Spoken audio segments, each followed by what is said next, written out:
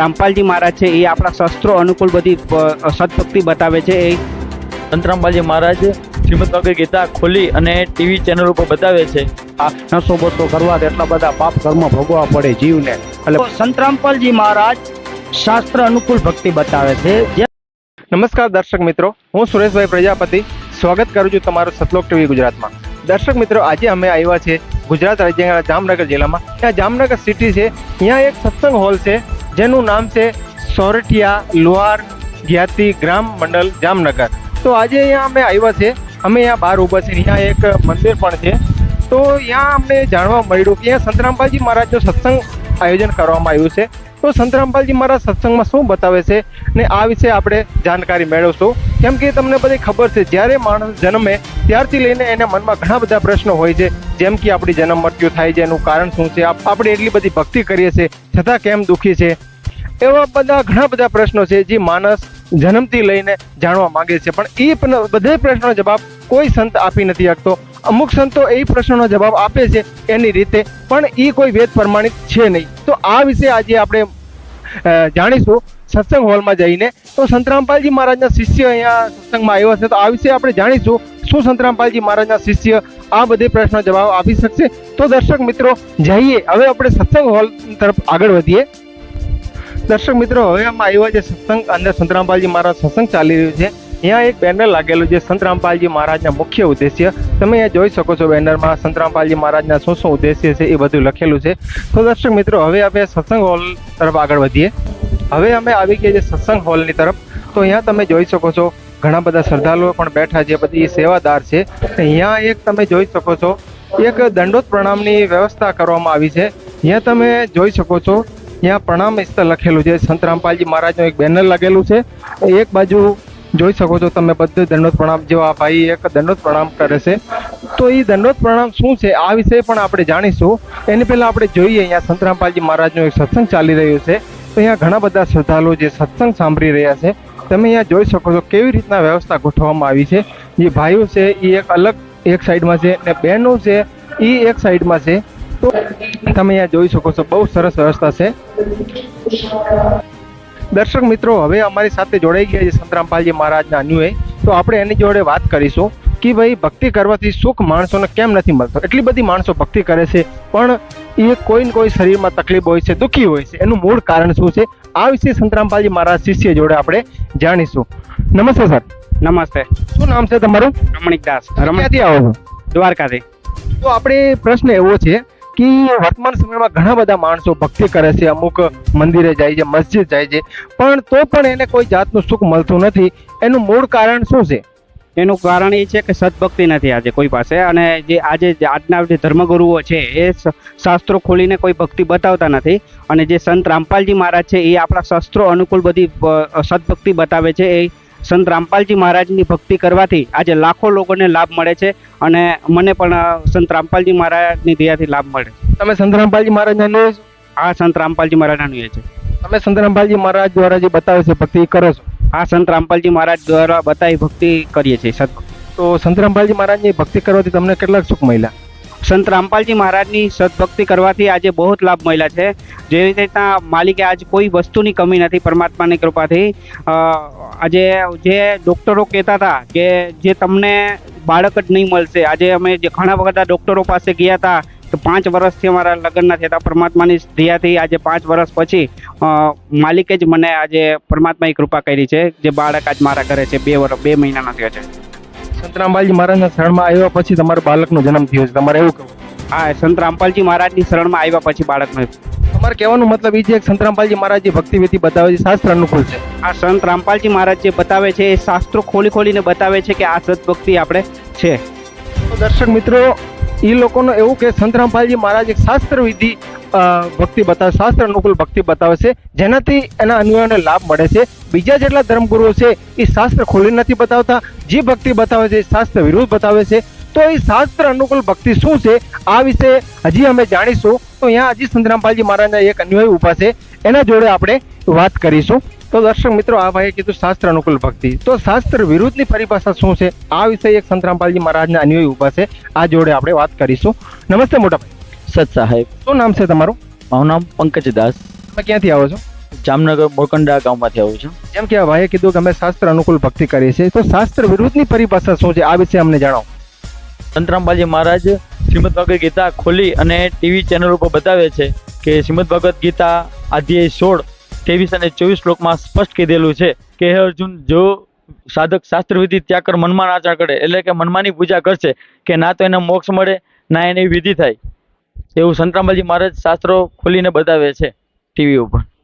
તો દર્શક મિત્રો, આ ભાઈનું એવું કે સંતરામબાજી મહારાજ શાસ્ત્ર અનુકૂળ ભક્તિ બતાવે છે અને એને ગીતાનું પ્રમાણ પણ આપ્યું છે. શ્રીમદ ભગવદ ગીતાના 16 અધ્યાયના 22, 23, 24માં લખેલું છે કે જે શાસ્ત્ર વિરુદ્ધ પૂજા કરે એને કોઈ સુખ મળતો નથી.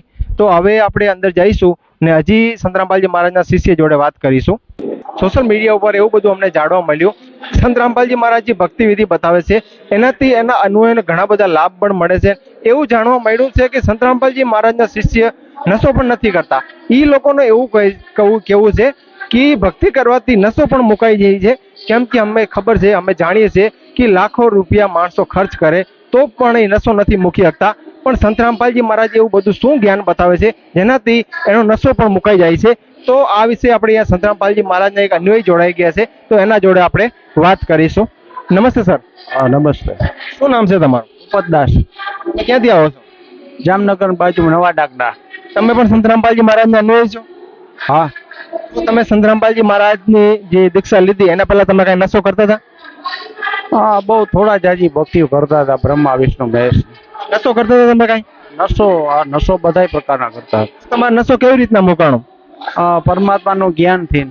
સંતરામપાલજી મહારાજ જે ભક્તિ બતાવી એનાથી તમને નશો મુકાઈ ગયો? હા, એના જ્ઞાનથી માં કેટલું પાપ લાગે, કેટલું બધું કષ્ટ ભોગવવા પડે છે, કેટલું બધું શીશ કપાય, એવું બધું પરમાત્મા બધું કહેતા હોય છે. એના ડરથી બધું બીકને હિસાબે નશો બસો કરવાથી એટલા બધા પાપ કર્મ ભોગવવા પડે જીવને, એટલે પછી મેં મૂકી દીધું. તો આજના તમે સમયમાં જો ઘણા બધા માણસો જે દારૂ પીતા હોય, મટણ ખાતા હોય, એવું બધું કરતા હોય, એ મૂકી નથી શકતા. ઘણા બધા બીડી સિગરેટ પીતા હોય નથી મૂકી શકતા, એની પર ખર્ચ કરે છે તો પણ એ નશો નથી મૂકી શકતા. તમે કહો છો કે સંતની શરણમાં જવાથી નશો મુકાઈ જાય છે, એનું મૂળ કારણ શું છે? સંતરામપાલજી મહારાજ એવી શું ભક્તિ વિધિ બતાવે છે? એ પરમાત્માનું જ્ઞાન સમજાવે છે અને એ જે નશા વિશેની જે વસ્તુ બધું કહે છે ને એમાં કેટલું પાપ ને કર્મ કેવી રીતના લાગે છે એ બધું સમજાવે છે. અને આ બધું નથી, આ નશો કરાય છે અને એ કોઈ જે બીજા કોઈ ભગવાન હોય છે અને આ પરમાત્માના બધી જ્ઞાનથી બધું મુકાઈ જાય છે. મારા બધી પ્રકારના નશા હતા, બધી પ્રકારના નશા હતા. મારા જ્ઞાનથી સત્સંગ સાંભળવાથી મુકાઈ જાય છે. બધું મૂકી દેવું પડે. સાચું જ્ઞાન બીજું કોઈ આપી નથી શકતું નશા બારાનું. હું પોતે કરતો બધી જાતના નશા. તો દર્શક મિત્રો, આ ભાઈએ એવું કીધું કે સંતરામપાલજી મહારાજ જે ભક્તિ વિધિ બતાવી, જે સંતરામપાલજી મહારાજે મંત્રો આપ્યા, એ ભક્તિ કરવાથી એના બધા નશા મુકાઈ ગયા છે. તો આપણી જોડે હજી પણ એક શિષ્ય સંતરામપાલજી મહારાજને જોડાઈ ગયા છે, એની જોડે પણ આપણે વાત કરીશું. નમસ્તે મોટાભાઈ. સત સાહેબ. શું નામ છે તમારું? કિશોરદાસ. ક્યાંથી આવો છો? હું જામનગરથી આવું છું. ભાઈએ કીધું સંતરામપાલજી મહારાજથી દીક્ષા લીધા પછી એના નશા પણ મુકાઈ ગયા છે અને ઘણા બધા એને લાભ પણ મળ્યા છે. તો આ વિશે આપણે જાણીશું કે આજ વર્તમાન સમયમાં ઘણા બધા ધર્મગુરુઓ છે, એના શિષ્ય પણ જે લાખો કરોડોની સંખ્યામાં એના શિષ્ય છે, એને કંઈ સુખ મળતું નથી પણ એ પણ એને જોડે જોડાયેલા છે. તો સંતરામપાલજી મહારાજ ભક્તિ બતાવે છે, એ ભાઈને એવું કહે છે બધા સુખ મળે છે. તો સંતરામપાલજી મહારાજ એવું બધું શું ભક્તિ વિધિ બતાવે છે જેનાથી એના ભક્તોને લાભ મળે છે? બંદી છોડ સદગુરુ રામપાલજી મહારાજ की जय.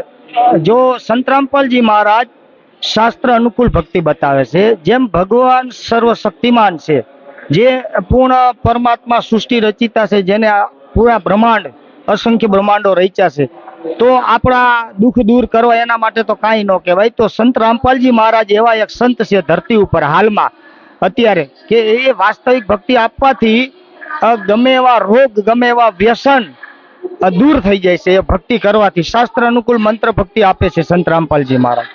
ભક્તિ તો ઘણા બધા સંતો આપતા જ હોય છે, બધા જેના અન્વય છે એ ભક્તિ પણ કરતા હોય છે, એને સુખ નથી મળતા. પણ સંત રામપાલજી મહારાજના અન્વયને જ કેમ સુખ મળે છે, એનું કારણ શું છે?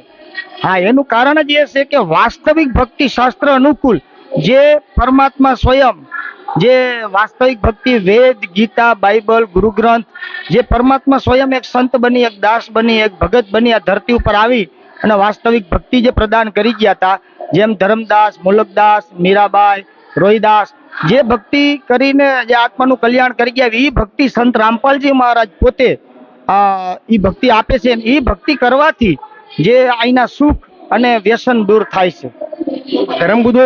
ધર્મગુરુઓ તો ઘણા બધા છે, પણ એની ભક્તિ હું બરાબર નથી, શાસ્ત્ર અનુકૂળ નથી. હા, એની ભક્તિ શાસ્ત્ર વિરુદ્ધ છે.